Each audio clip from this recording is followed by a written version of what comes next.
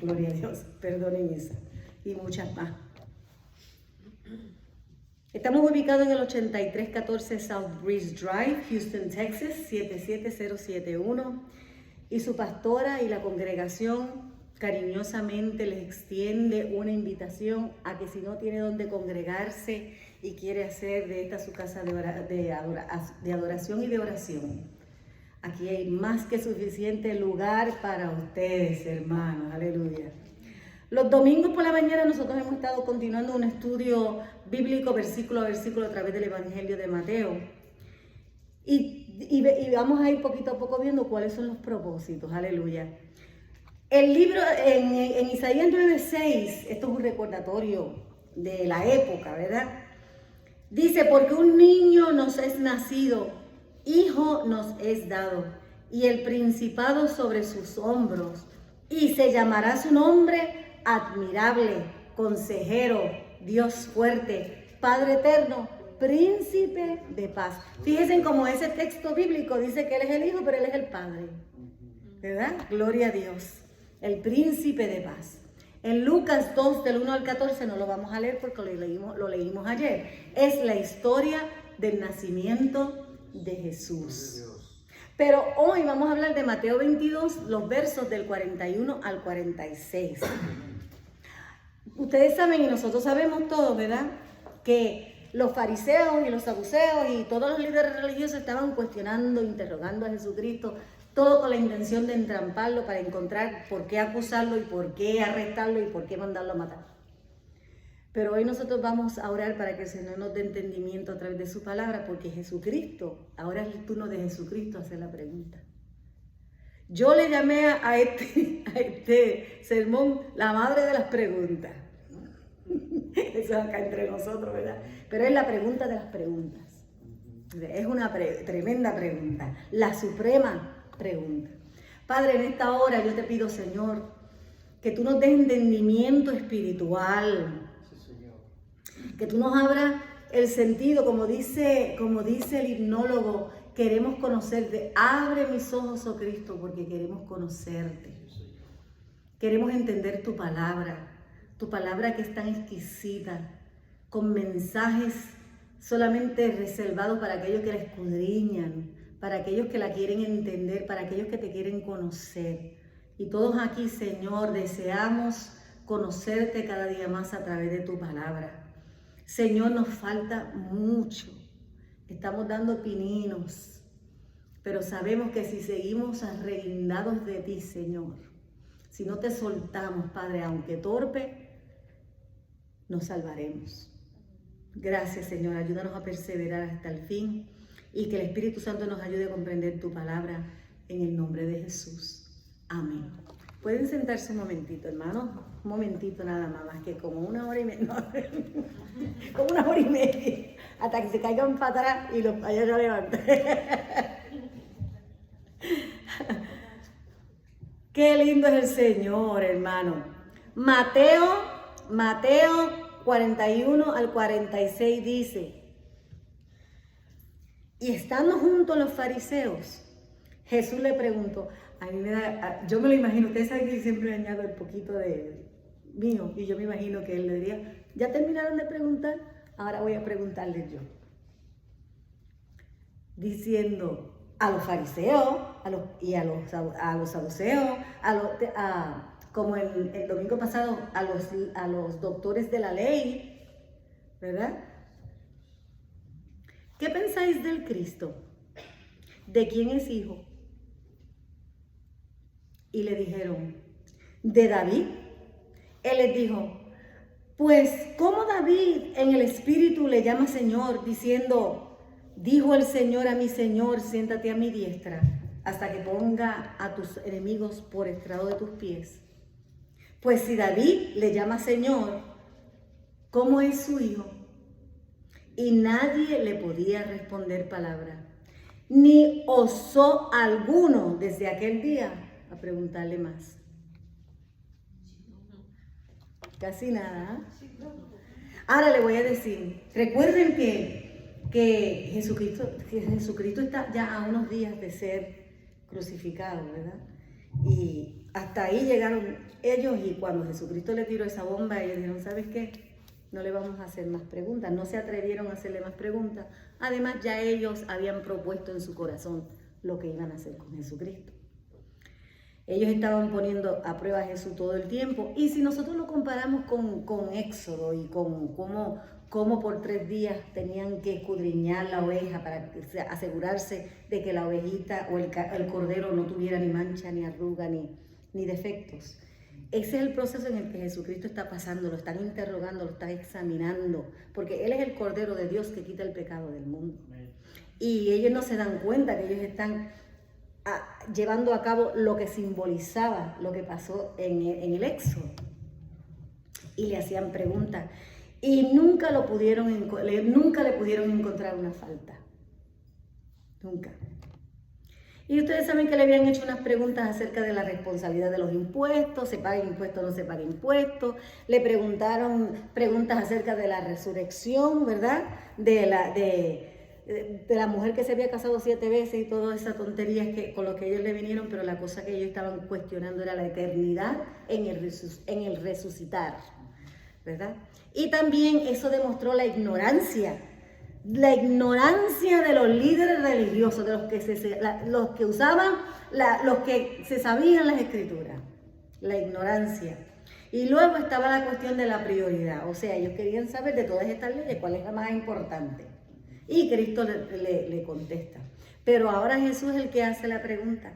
Y le dice, porque si Jesús, o sea, lo que él está tratando de decir en esta pregunta, por si no me da tiempo para nada más, dice, si Jesús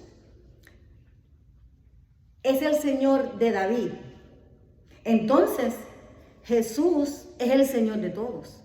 Si Jesús es el Señor de David, entonces todas las respuestas anteriores que él le había dado, la respuesta de ellos, no estaba hablando solamente un hombre, estaba hablando Dios.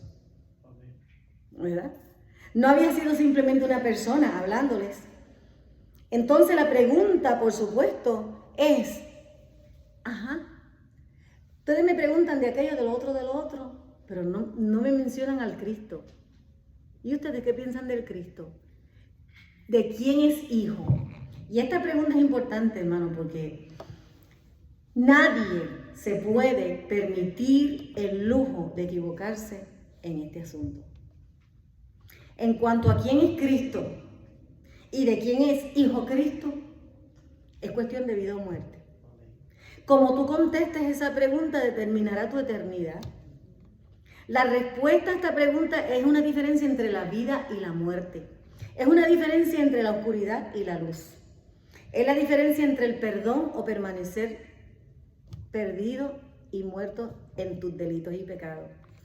En realidad es la diferencia entre tener comunión con Dios en su eternidad o estar separado de Dios por la eternidad. ¿Qué tú piensas del Cristo y de quién es hijo? Si usted conoce a gente, mucha gente, no saben quién es el Cristo y menos aceptan de quién es el Hijo. Y te guste o no, hermano, la verdad es que Jesús es la figura central de nuestra existencia. Por eso estamos en Mateo 22, pero sigue siendo la celebración de que Jesucristo nació, se humanó, se encarnó, se hizo accesible a nosotros. Ya nosotros no teníamos que brincar para alcanzarlo. Él dijo, no, yo voy a donde ustedes, tranquilo. Qué lindo, ¿verdad? El Señor vino a nosotros, gloria a Dios. Ya no necesitábamos intermediarios, ya no necesitábamos que un sacerdote fuera una vez al año. Él vino y rasgó el velo y ahora tenemos libre acceso a Él. Gloria a Dios. La figura central de nuestra existencia, hermanos, es Jesucristo. Al bebé que todo el mundo está celebrando en estos días. Al bebé que no se quedó bebé, gloria a Dios. Lo importante es que hoy está sentado a la diestra del Padre. Con todo su poder y su majestad. Gloria a Dios. Amén. ¿Por qué Jesús le hizo esta pregunta? Porque él siempre intentó, con la respuesta que le daba, revelar que saliera la actitud de las personas con las preguntas y las respuestas que él le daba.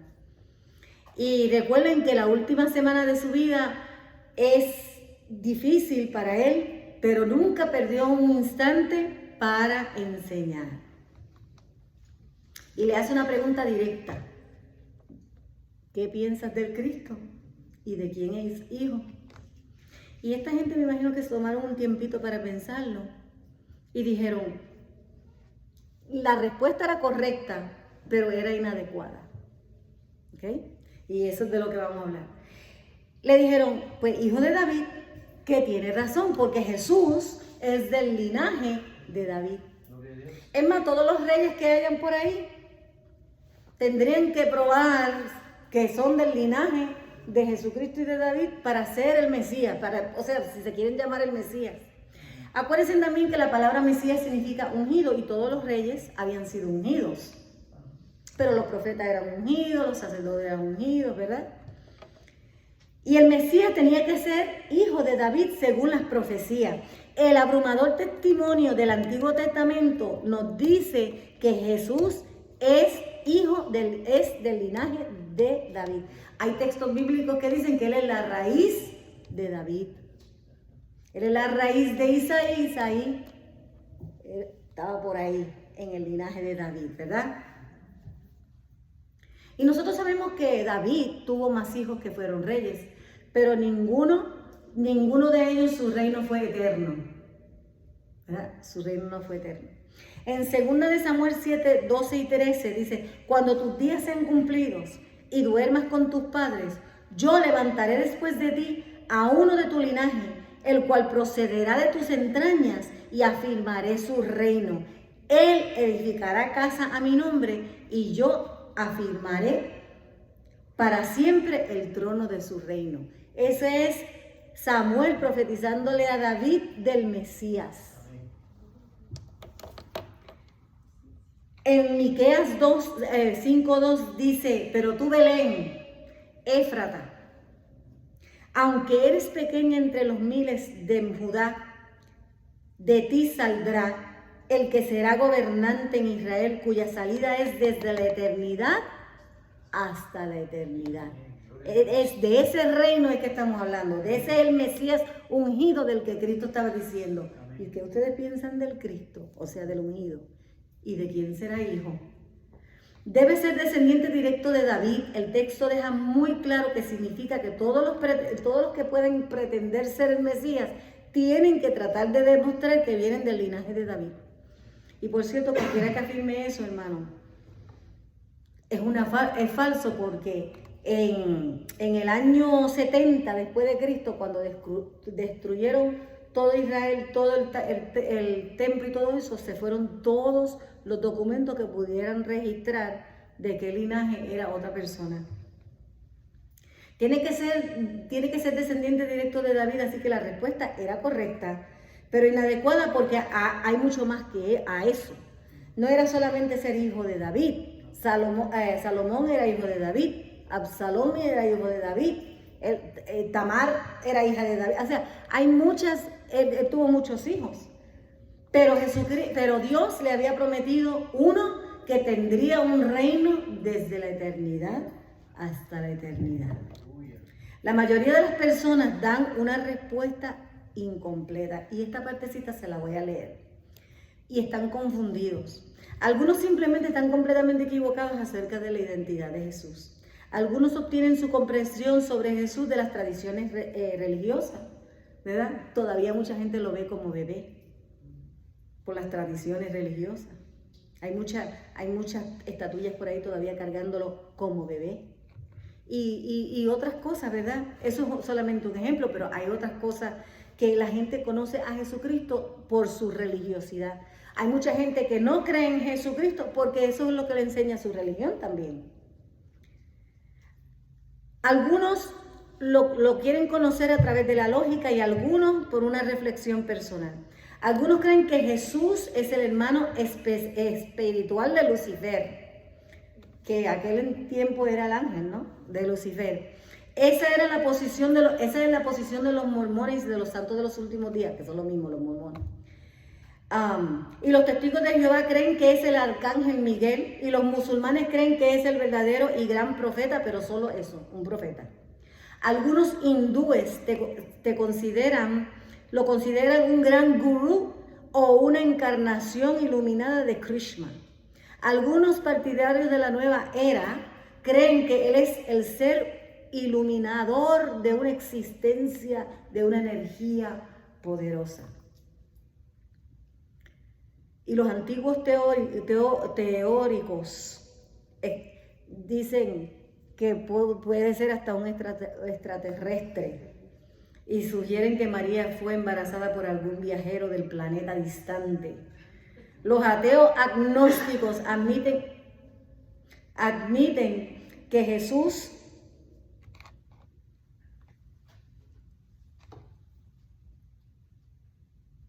se me prendió y se me apagó y los ojos se me perdieron. Que Jesús era una persona en la historia, pero creen que los relatos de sus milagros y su resurrección son completamente falsos. Todo eso hay gente. Yo estaba viendo una serie de unas cárceles que pasan por ahí y el que está haciendo la serie no cree en Dios. Y yo dije, wow, qué ironía. ¿Qué piensa el pueblo judío sobre Jesús? Esa era la pregunta. ¿Qué piensas del Cristo? No existe una versión judaica única. Porque acuérdense, como dentro de todas las religiones están los seculares, están los que son practicantes, están los que no practican su religión. Y hay personas que observan sus rituales y sus tradiciones y hay personas que no. Y a Jesús muchos lo describieron hasta como un mago, como un curandero. ¿Okay? Mucha de la gente que se le acercó mientras Jesucristo estaba haciendo milagros, se le acercó a él como si fuera un curandero.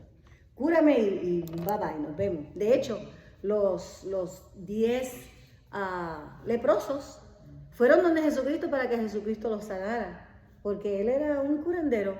¿Y cuántos vinieron a darle gracias? Agradecidos. Para llegar a una comprensión de quién es Cristo y de quién es hijo, habría que ver todo el Antiguo Testamento. Los mismos que dicen que Jesucristo no es hijo de Dios, en lo que creen es en el Antiguo Testamento. Sin embargo, el Antiguo Testamento es donde más se dice acerca de Jesús. De todo lo que Jesús dice de sí mismo está en el Antiguo Testamento. Jesús es el Hijo de Dios. En el versículo 43 al 47 dice, y él les dijo, pues, como David, después que ellos le dijeron, pues David, entonces le dijo, pues entonces como David, en el Espíritu, o sea, estando en el Espíritu del Señor, dice, Señor, a mi Señor, siéntate a mi diestra hasta que ponga tus enemigos por estrado de tus pies.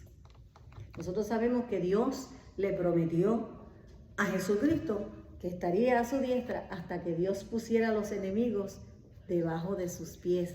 Ese es el Apocalipsis, ¿verdad? Gloria a Dios. Y en el verso 45 dice, pues si David se llama Señor, ¿cómo es su hijo? Cuando David dice esto en los Salmos, dice el Señor a mi Señor. Hay dos señores ahí y ninguno de esos dos era David. Así que tengamos en cuenta que Jesús no cuestiona su respuesta. O sea, a él no le molestó que dijeran David. Más bien, lo que él le hace es otra pregunta. Ok, David, entonces, ¿y de quién es hijo? Y si es hijo de David, entonces, ¿por qué David le dice Señor? En aquel entonces los padres, y todavía, ¿verdad?, no le decían Señor. En el tiempo antiguo, patriarcal, no le decían Señor a sus hijos. Los hijos le decían Señor a sus papás, ¿no? Ahora si vieran cómo nos hablan a uno, ya valimos menos cada día. Pero que el Señor tenga misericordia. Que el Señor tenga misericordia. En el Salmo 110:1 Jesús hace la pregunta, ¿quién es el Señor? El Señor nos invita a alguien a decir Mesías, al Señor de David, a sentarse a la diestra. Hermano, David no iba a llamar a su hijo, si Jesucristo fuera hijo de David, no iba a llamar a su hijo a sentarse a su diestra. y llamarle Señor, era lo que él estaba tratando de decir. En Isaías 46:5, ¿a quién me asemejáis y me igualáis y me comparáis para que seamos semejantes? O sea, ¿con quién me estás comparando? ¿Con quién me estás comparando? El escritor básicamente está diciendo, ¿quién puede compararse con Dios? Nadie, nadie. Los líderes religiosos del día de Jesús creen que el Salmo 110 es un salmo mesiánico. Ellos creían que ese salmo era mesiánico. Ellos lo reconocían así. Ellos sabían que se le trataba del Mesías. Y Jesucristo cita esto. Así que ellos entendían lo que él estaba diciendo. Solo el Mesías podía sentarse a la diestra de Jehová. Jesús, en efecto, está preguntándole a los líderes, ¿y cómo es posible?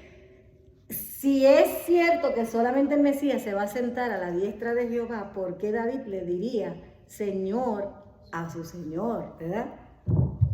El Cristo, el Mesías, de alguna manera tendría que ser humano, un descendiente directo de David, y el Señor divino era el Señor de David. Y esto es parte del punto que le está planteando Jesucristo. Y cuando David hablaba por el poder del Espíritu Santo, también Jesucristo hizo ese señalamiento. David estaba hablando por el poder del Espíritu Santo. El Cristo tiene que ser humano. El Cristo tiene que ser Dios. Entender a Dios es casi indescriptible. Es casi imposible. Solamente que de lo que Dios se conoce es porque Dios lo ha revelado. Pero el apóstol Juan reconoce esta verdad cuando llama a Jesús la raíz y el linaje de David. El apóstol Juan sí reconoció eso.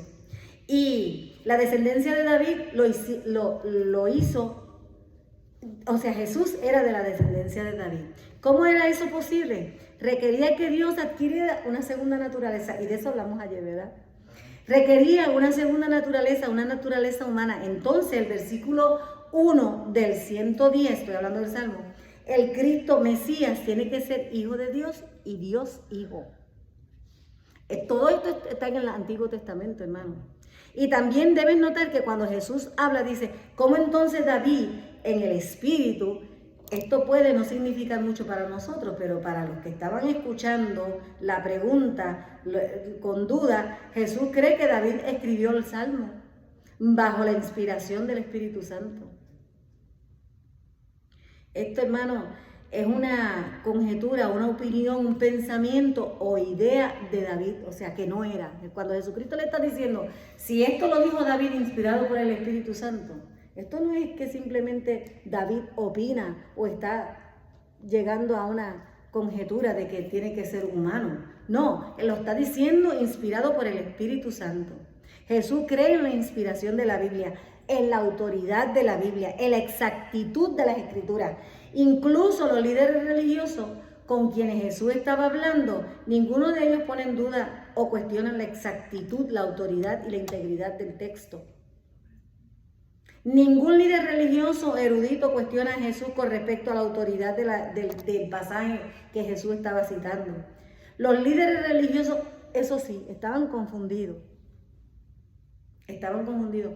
Y mucha gente anda confundido. Y esto es bien difícil de entender. Incluso en sus propios días acerca de la identidad de la naturaleza del Mesías y de las Escrituras Sagradas también. El mismo Mesías cada rato le decía, ¿y no han leído y no han entendido?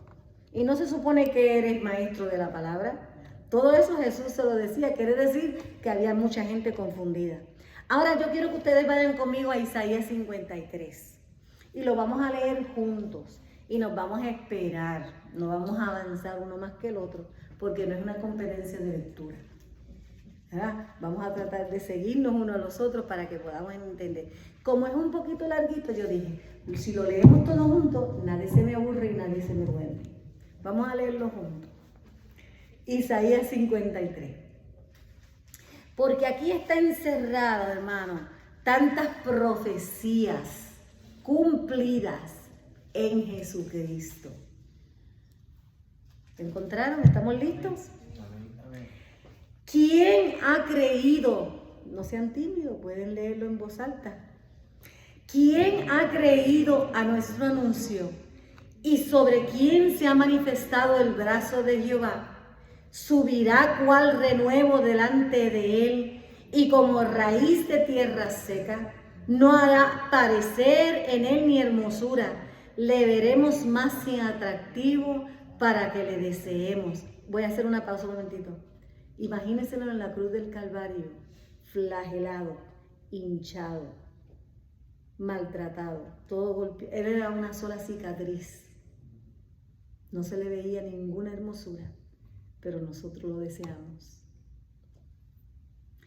Pues el 3, despreciado y desechado entre los hombres, varón de dolores, experimentado en quebranto, y como que escondimos el rostro, fue menospreciado y no lo estimamos.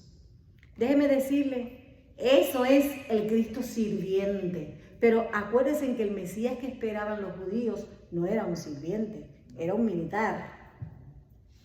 Aunque ellos creían en esta profecía, ellos miraban a Jesús y decían, este no puede ser él. Este no puede ser él, porque no se le parecía al que ellos se habían ideado. El verso 4. Ciertamente llevó él nuestras enfermedades y sufrió nuestros dolores, y nosotros le tuvimos por azotado, por herido de Dios y abatido. Mas él herido fue por nuestras rebeliones, molido por nuestros pecados. El castigo de nuestra paz fue sobre él, y por su llaga fuimos nosotros curados, sanados, salvados. Ese curados, salvados. Todos nosotros nos descarriamos como ovejas, cada cual se apartó por su camino, mas Jehová cargó en él el pecado de todos nosotros. Angustiado él y afligido, no abrió su boca. Como cordero fue llevado al matadero, y como oveja delante de sus trasquiladores, enmudeció y no abrió su boca. Por cárcel y por juicio fue quitado, y su generación, ¿quién la contará? Porque fue cortado de la tierra de los vivientes, y por la rebelión de mi pueblo fue herido. Y se dispuso con los impíos su sepultura. Lo trataron como un criminal y lo enterraron entre criminales también.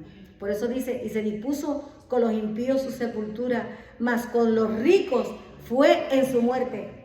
Porque el que le prestó la tumba era un hombre rico. Qué lindo el Señor. ¿Por dónde voy?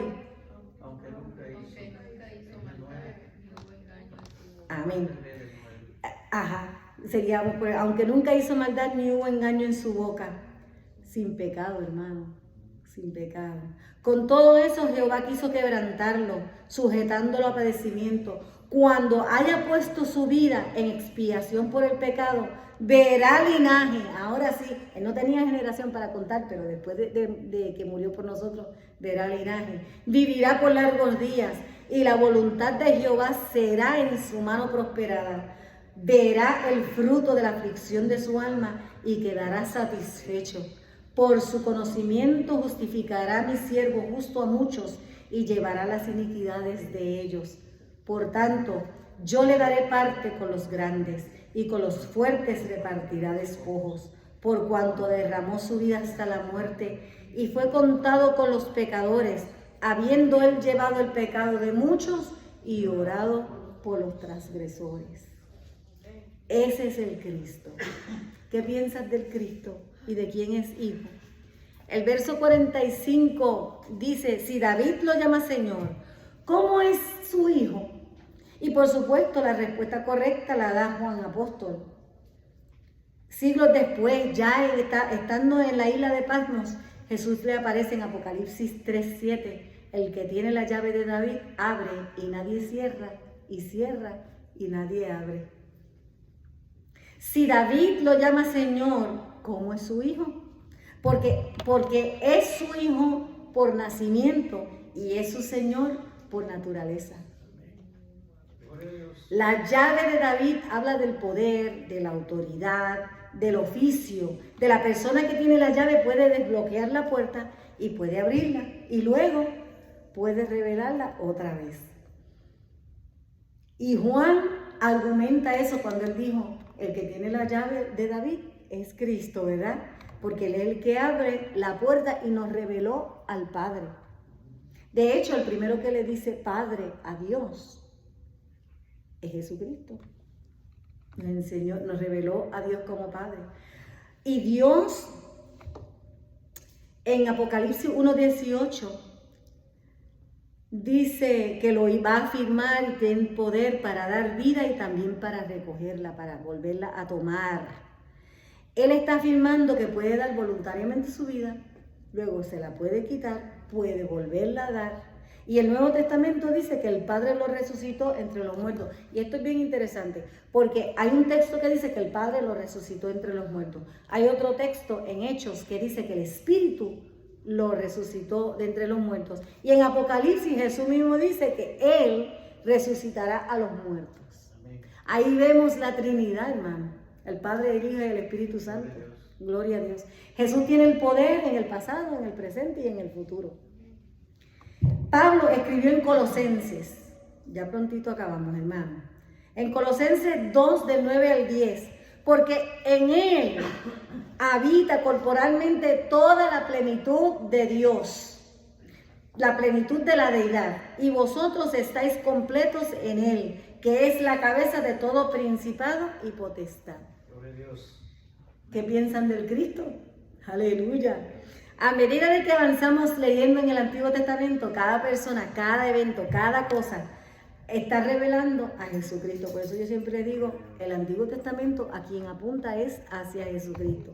Y todo lo que sucede y todo lo que sucederá, lo que existió, lo que existirá es gracias a Jesucristo.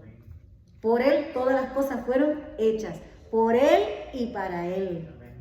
Jesús es el siervo suficiente y sufriente. Jesús es el Rey glorioso y poderoso.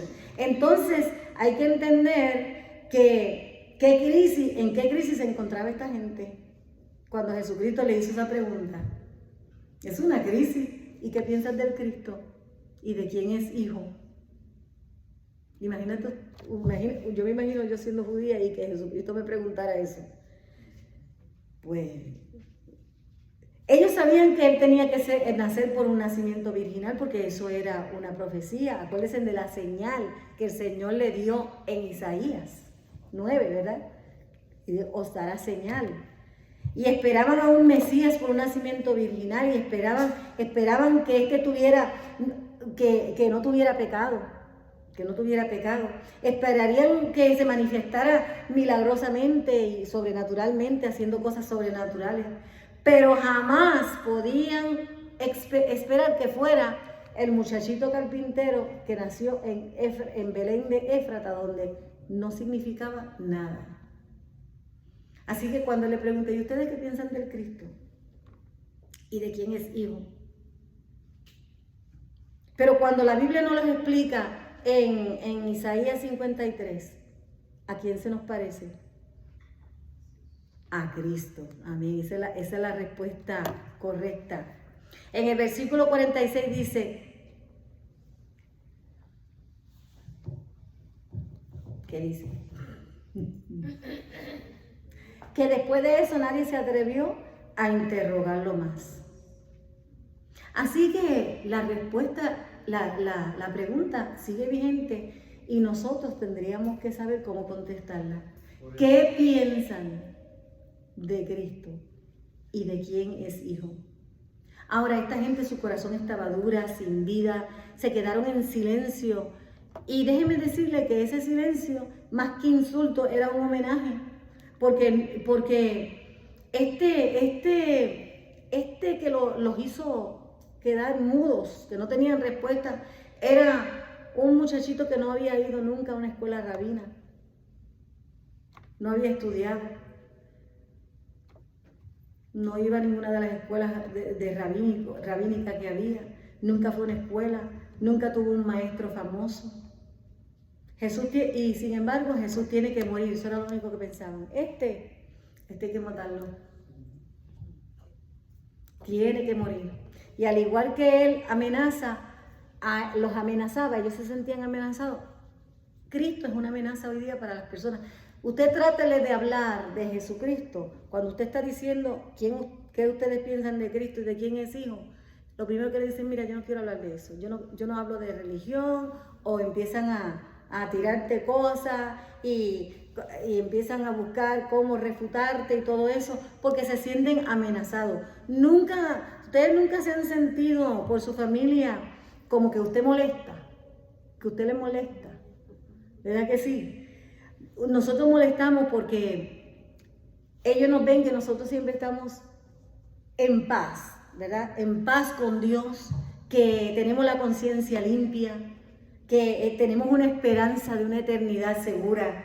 Todo eso le molesta silenciosamente.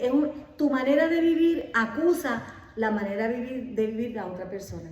Y esa persona siempre se está creyendo que todo lo que tú dices y todo lo que tú haces es por ellos, porque se sienten acusados. Dice la Biblia que huye el hombre impío sin que nadie lo persiga. ¿Me entiendes? Sin que nadie lo persiga, anda huyendo, escondiéndose, anda mintiendo, anda tapando, anda disimulando, todo el tiempo. Y tu presencia, llena del Espíritu Santo, les molesta. Y se sienten amenazados y empiezan a burlarse de ti, a hacer burla de ti. Casi siempre que la gente se mofa de ti es porque se sienten amenazados de tu personalidad. De alguna manera, tú estás demostrando que a ellos que tienen una debilidad, que tienen que trabajar. Y su conciencia no está tranquila. Hermanos, ustedes saben que la palabra del Señor dice que el amor quita todo temor. El amor, el que ama a Dios, tiene una conciencia limpia, y como tiene una conciencia limpia, no teme la muerte, no teme a no tener una eternidad en el Señor. Eso es lo que dice esa palabra. Pero el que no, siempre está en temor. Algunos de ustedes responderán a la pregunta y otros rechazarán a la pregunta. Cuando nosotros le hablamos a la gente y hablamos de qué pensamos nosotros que es Cristo y de quién es Hijo, muchos lo aceptarán y otros no lo aceptarán. Y la palabra del Señor nos dice que la mayoría no lo aceptarán. Para el creyente, Jesús es nuestro objetivo de fe. Él es la luz que nos dirige. Él es el Señor a quien nosotros obedecemos. Él es nuestro pastor. Él es nuestro maestro. Él es nuestra prioridad. Él es el primero. Él es nuestro número uno. Por quien todo lo damos por perdido con tal de ganar a Cristo, como decía Pablo. Él es la línea de partida y nuestra meta también. Él es nuestro principio y nuestro fin. Aleluya. Él es el que nos guía, el que nos lleva a nuestra trayectoria, a nuestra jornada, a nuestro viaje, peregrinaje de este mundo. Cristo es el que nos guía. Él, en sus brazos, Él nos sostiene. Él es nuestro sustento, Él es nuestro proveedor, Él es nuestro socorro, Él es nuestro estandarte, Él es nuestro cuidador, Él es nuestro pronto auxilio, Él es nuestro escondedero. Ya yo no sé si me estoy repitiendo, ¿verdad? Él es todo para nosotros, Él es nuestro descanso, Él es el que nos purifica, el que nos limpia, Él es nuestro mediador, el que intercede por nosotros, Él es el que nos sana, el que nos provee. Hermano, Cristo es el centro de nuestra vida y el cristiano vive sirviéndole a Cristo día y noche. Lo demás es añadidura para poder pasar por aquí. Gloria a Dios. Para poder pasar el tiempo que nos toque vivir aquí. Vamos de pasada, somos peregrinos. Gloria a Dios. Él es quien nos quita nuestro pecado. Él es nuestro sustituto. Él tomó nuestro lugar en la cruz del Calvario, porque éramos nosotros los que teníamos que pagar por nuestro pecado con muerte. Pero Él fue nuestro Redentor. Él es nuestro Redentor y nuestro Salvador. Él es el Señor de David y Él es el Hijo de David. Él es el Dios humanado, el Emmanuel con nosotros, como estábamos aprendiendo ayer. Él es el Emmanuel con nosotros, aleluya. Y yo estoy segura que ustedes pueden ver el mensaje de Mateo 22, del 41 al 46, como el mensaje de la Navidad. Gloria a Dios. Amén. Porque ese Cristo que nosotros celebramos es ese Cristo humanado. Amén. Ese ungido Hijo de Dios hecho hombre. Gloria a Dios, aleluya. Maravilloso ese Señor. Vamos a ponernos de pie y vamos a orar. Y sigue la pregunta. ¿Qué piensas del Cristo? ¿Y de quién es hijo? Hermanos, preparémonos para contestar eso. Haga eso su tarea. Aprenda quién es el Cristo y de quién es el hijo. Amén. Imagínense, dice Pedro, que estemos preparados para defender nuestra fe. Dice Judas, seamos defensores de nuestra fe cristiana, porque habrá quien nos pregunte. Y ojalá no sea Cristo el que te pregunte, ¿y qué piensas del Cristo? ¿Y de quién es hijo? Padre, Señor Todopoderoso, en esta hora, Señor, yo oro por cada una de las personas que escucha este mensaje. Que nuestra mente y nuestro corazón sean abiertos para entender quién tú eres. La pregunta es crucial para nuestra vida porque es acerca de la identidad del Cristo, del ungido de Dios, del Dios hecho hombre, aleluya, del Dios hombre, aleluya, gloria a Dios. Gracias, Señor, que nosotros podamos creer en todo lo que dijo Moisés, en todo lo que dijo Isaías, en todo lo que dijeron los profetas, David, y lo que dijo Jesucristo de sí mismo. Que podamos creer en tu palabra, desde el principio hasta el fin. Desde Moisés, los profetas y Jesucristo. Gracias, Señor, porque tu palabra nos dice que tú no escatimaste tu Hijo. Al contrario, lo entregaste por nosotros, dejándolo nacer como un bebé en la ciudad más pobre, en la cama más pobre. Dios mío, Padre eterno, te empobreciste para enriquecernos a nosotros, Señor. Gracias. Gracias, Cristo Jesús, por revelarnos a Cristo, por revelarnos a ti mismo. Gracias yo te doy, Señor. Permite, Señor, que ese Cristo nazca en nuestros corazones. Señor, quita de nuestra vida todo lo que te desagrada. Rompe las cadenas. Desata, Padre mío, las ataduras del maligno que nos impiden conocer al Cristo, al ungido, al Mesías. Señor, rompe las cadenas, Padre, del corazón, de la religiosidad, Padre mío. Quita, Dios mío, las tradiciones y los rituales vanos, Señor, y abre el corazón de aquellos que todavía no te han entregado su vida. Señor, ayúdanos, Padre mío. Ayúdanos, libértanos, porque tú viniste a libertarnos, Señor. Libértanos, Padre, para que te podamos servir sinceramente. Sinceramente, Señor. Honestamente, Padre mío. Con toda nuestra alma, con todo nuestro ser, con toda nuestra mente, con todo nuestro corazón, con toda nuestra fuerza. En el nombre de Jesús. En el nombre de Jesús oramos y te damos gracias. Amén. Amén, gloria a Dios. Nos preparamos para servirle al Señor con nuestros diezmos y ofrendas, gloria a Dios. Y le pedimos entonces a la hermana Ida que pase y ore por las ofrendas. Gloria a Dios, aleluya. Vive Jesús. Gloria a Dios.